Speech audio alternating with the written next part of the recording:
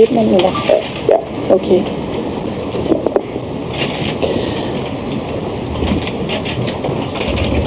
Assalamualaikum warahmatullahi wabarakatuh. Madayaw ug maayong adlaw kaninyong tanan. Magandang araw sa inyo lahat.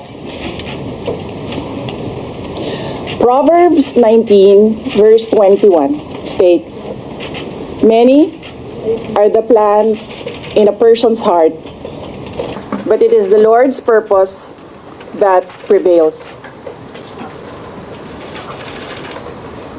It took me 47 years to understand that my life was never meant to be only mine. Unlike others, I may not have been born just to chase happiness. For a long time, I questioned the weight of responsibility to my family, to my country, to everyone who called on me. Today, I have peacefully accepted that my life is unlike any other. Sa unang mga buwan ng aming mga termino, nakita ko na ang kawalan ng katapatan ni Bongbong Marcos Jr. sa mga pangakong binitawan noong kampanya. Pati na sa kanyang sinumpaang tungkulin para sa bayan.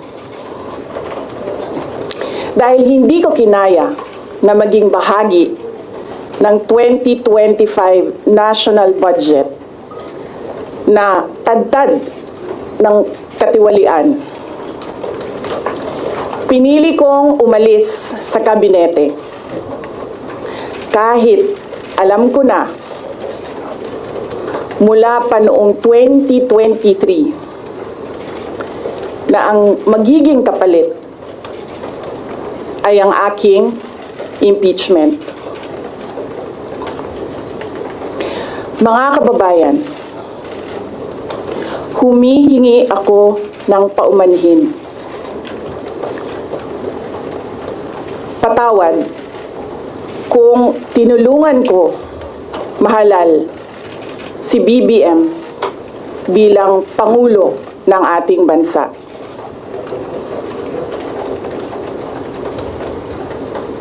Patawad kung hanggang ngayon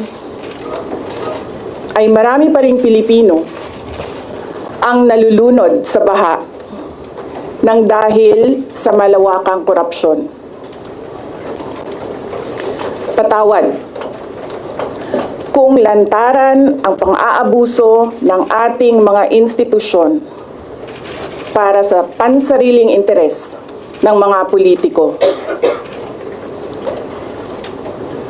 Patawad kung patuloy ang pagtaas ng presyo ng mga pangunahing bilihin habang nananatiling kapos ang kita ng bawat pamilya. Patawad kung wala man lang tayong tunay na seguridad sa pagkain. Patawad kung may nagkakasakit at binabawian bigla ng buhay dahil sa kakulangan ng maayos at epektibong healthcare system. Hindi ako kailanman natakot sa pagsira nila sa pangalan ko. Ngunit, may takot ako para sa ating mga anak. May takot ako para sa susunod na henerasyon.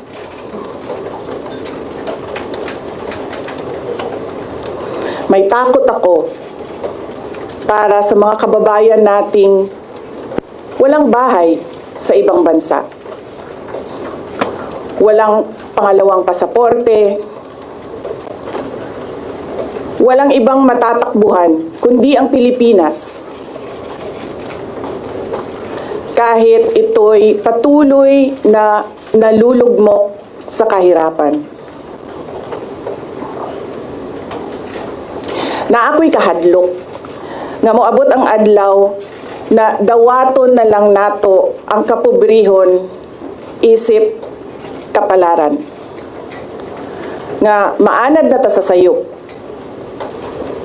Nga mawad-an na lang ta og paglaom. Og labaw sa tanan na ako'y kahadlok,